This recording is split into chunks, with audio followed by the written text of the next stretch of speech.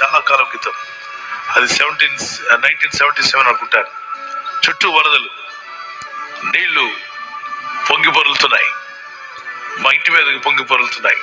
మా ఇంటి టాప్ పక్కంతా వెళ్ళిపోయింది, గోడలు పడిపోయాయి. ఏడిపోవాలో మాకు తెలియదు. మేమంతా చాలా చిన్నవాళ్ళం.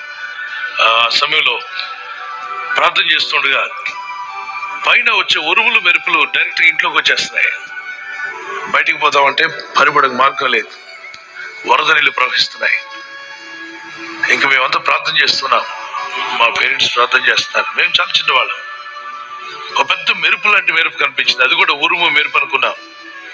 అందులో ఒక వ్యక్తి చాలా ఎత్తుగా ఉన్నాడు, అతని చేతిలో ఒక దీపం ఉంది. భయపడకండి, నేను మిమ్మల్ని కాపాడడానికి వచ్చినాను. భయపడకండి, నేను మిమ్మల్ని కాపాడడానికి వచ్చినాను. ఎప్పుడైతే ఆ శబ్దం వినిపించిందో ఇంట్లో కేకలు వేసి దేవుని స్తుతించాను, ప్రభుని కనపరిచాను. తర్వాత మళ్ళీ ఆ వ్యక్తి కనబడలేదు, అతను ఎక్కడున్నాడో మాకు తెలియదు. తెల్లవారేసరికి మాకు అద్భుతమైన సహాయం వచ్చింది. దేవుని కనికరం చొప్పున మేము కాపాడబడ్డాం. దేవుని బిడ్డలారా, ఎన్నో మార్లు మనకు తెలియదు మన